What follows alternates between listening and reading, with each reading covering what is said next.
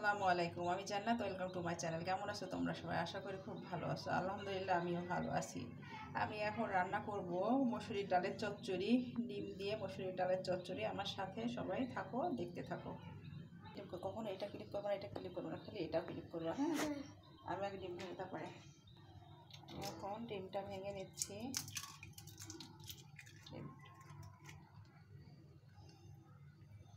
লবণ দিয়ে দিচ্ছে, একটু হলুদ, একটু তেল দিয়ে দিচ্ছে, ডিমটা ফেটিয়ে নিচ্ছি। এখন ডিমটাকে ভেজে নেব।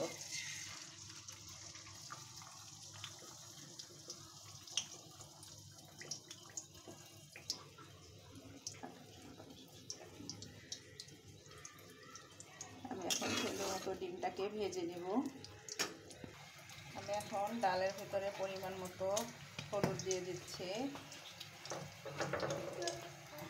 রসুন পেস্ট, পেঁয়াজের পেস্ট। আমি এখন ডিমটা উঠিয়ে দিচ্ছি।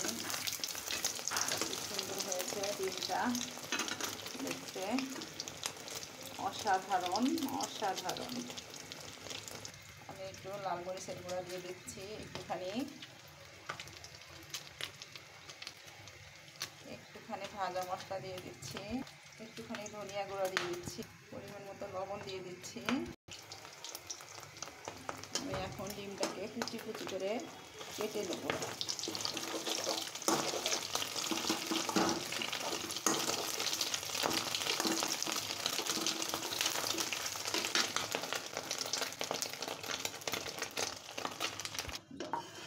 আমি এখন ডিমটা উঠিয়ে নিচ্ছি।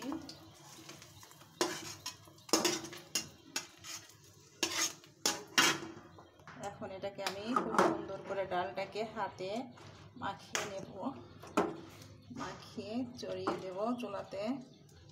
যত ভালো মাখানো হবে তত খেতেও টেস্ট আসবে বেশি। এটা হলে মসুরির ডালের চচ্চড়ি বলে।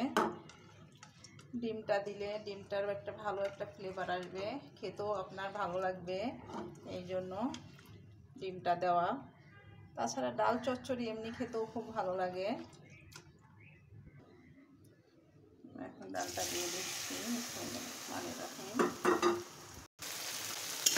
এখন আমি এটাকে কিছু সময় ধরে কষিয়ে নেব,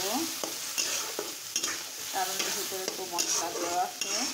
মশলাটা সুন্দর করে ভেজে নিতে হবে, ভেজে না নিলে মশলাটা থেকে কাঁচা গন্ধ আসতে পারে।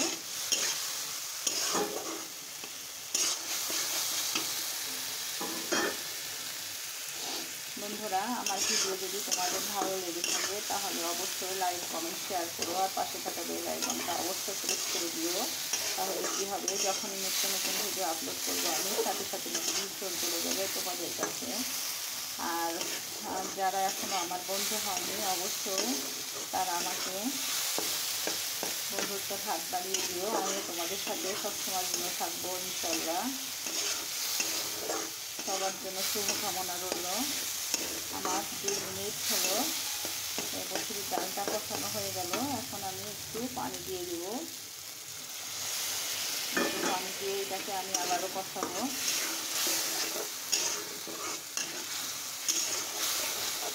তাহলে এটা খেতে অনেক ভালো লাগে।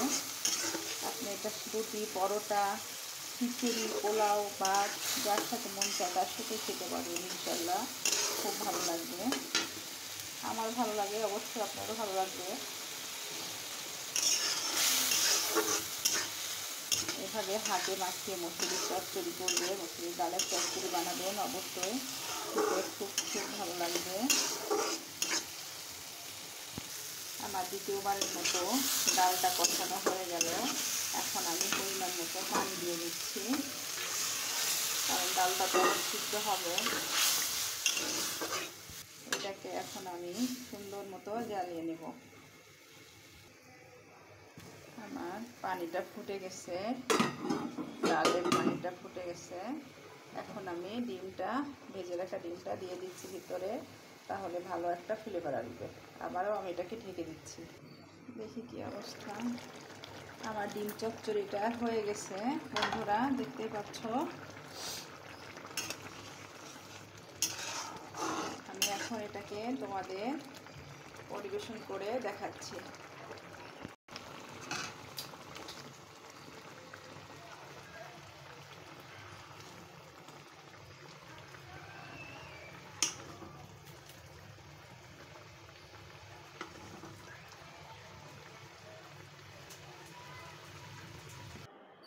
এই যে বন্ধুরা দেখতে পাচ্ছ আমার রান্না কমপ্লিট। এই যে আমি তোমাদের পরিবেশন করেও দেখাচ্ছি।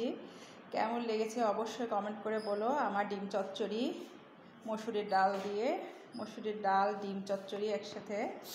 যদি আমার ভিডিও ভালো লেগে থাকে অবশ্যই লাইক কমেন্ট শেয়ার করে দিও, আর পাশে থাকা বেল আইকনটা প্রেস করে দিও। তাহলে কি হবে, যখনই নিত্য নতুন ভিডিও আপলোড করবো আমি সাথে সাথে নোটিফিকেশন চলে যাবে তোমাদের কাছে। অবশ্যই কমেন্ট করে জানিও আমার রান্না তোমাদের কেমন লাগে, তাহলে আমার খুব ভালো লাগে। সবাই ভালো থাকো, সুস্থ থাকো। আসসালামু আলাইকুম, আল্লাহ হাফিজ।